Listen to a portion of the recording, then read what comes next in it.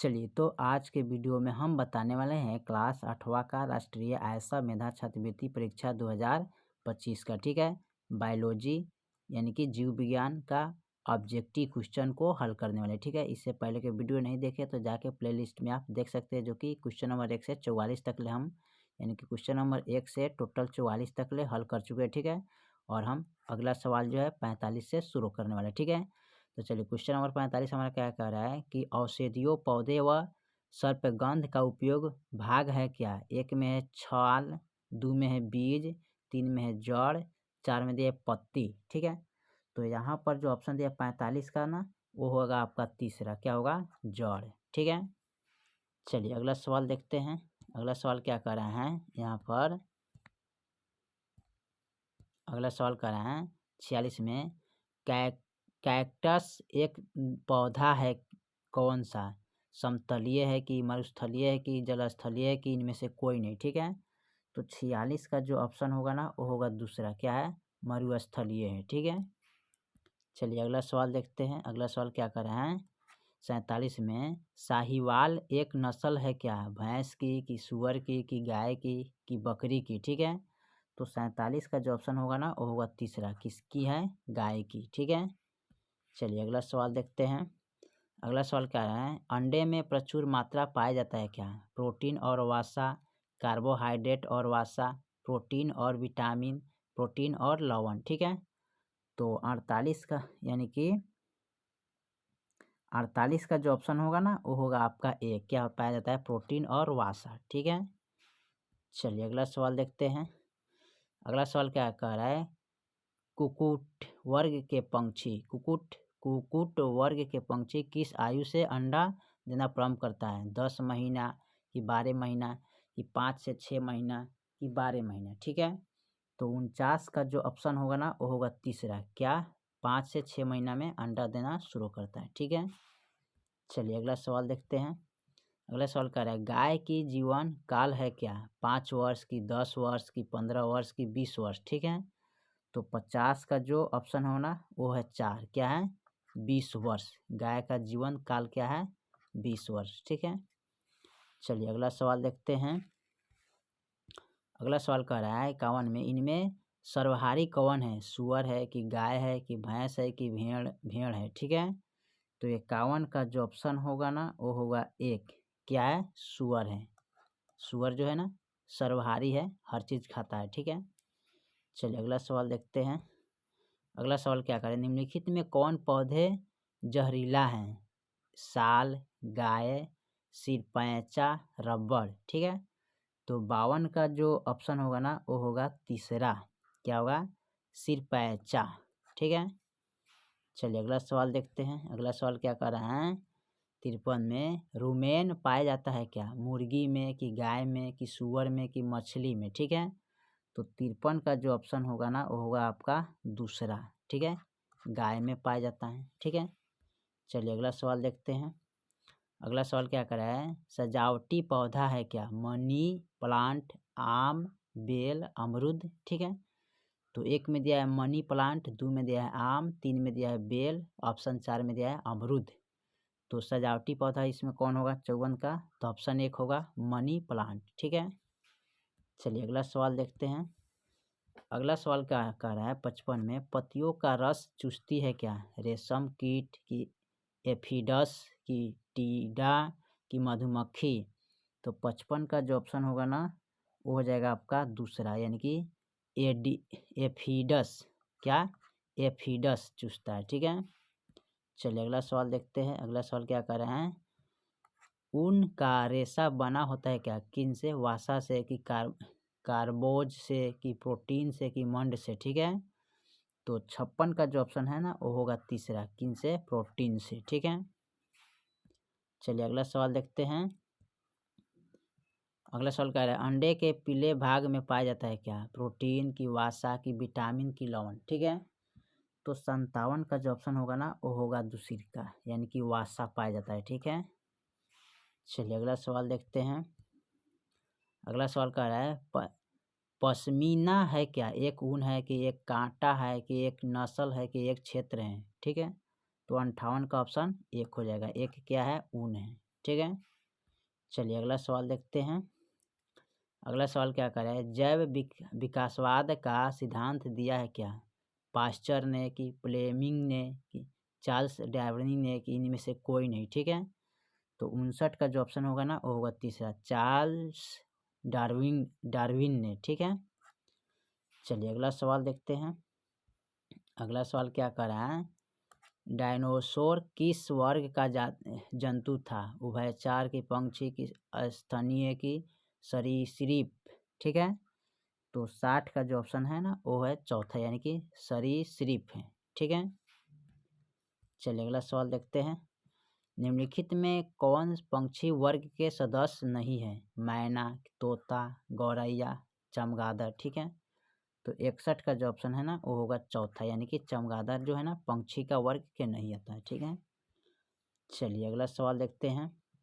अगला सवाल क्या करें, 4 कोष्ठक वाला हृदय पाया जाता है क्या?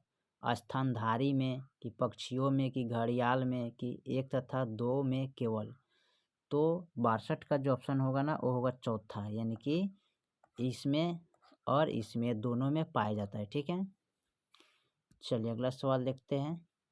अगला सवाल क्या करें, निम्नलिखित में किसकी पत्तियां कांटों में रूपांतरित हो जाती है? बैर का, कि बेल का, कि नागफनी का, कि ये सभी में? ठीक है, तो 63 का जो ऑप्शन होगा ना वो होगा तीसरा, किसमें? नागफनी में। ठीक है।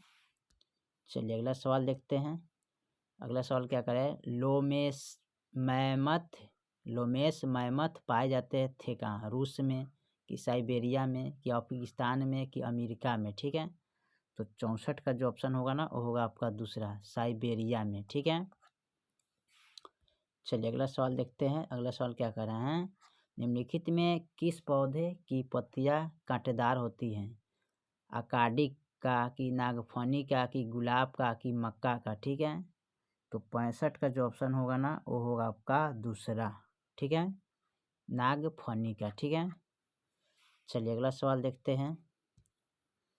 अगला सवाल क्या कर रहा है, कैक्टस पौधा कहाँ पाया जाता है? तालाब में, कि मरुस्थल में, कि समुद्र में, कि झील में? ठीक है, तो 66 का जो ऑप्शन होगा ना वो होगा दूसरा, क्या है? मरुस्थल में। ठीक है।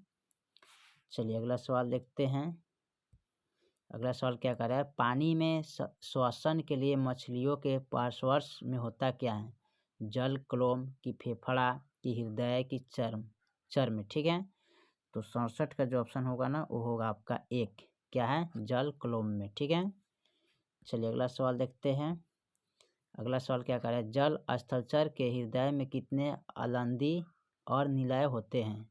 2 1 2 4 2 2 2 3? ठीक है, तो 68 का ऑप्शन होगा एक, क्या होता है? 2 1 होता है। ठीक है। चलिए अगला सवाल देखते हैं। अगला सवाल क्या कर रहे हैं, वे अंग जिनकी उत्पत्ति अलग अलग तथा कार्य समान है क्या कहे जाते हैं? समजात अंग, की अवशेषी अंग, की समृद्धि अंग, की संयोजी अंग? ठीक है, तो 69 का जो ऑप्शन होगा ना वो होगा आपका तीसरा, क्या होगा? समृद्धि अंग होता है। ठीक है।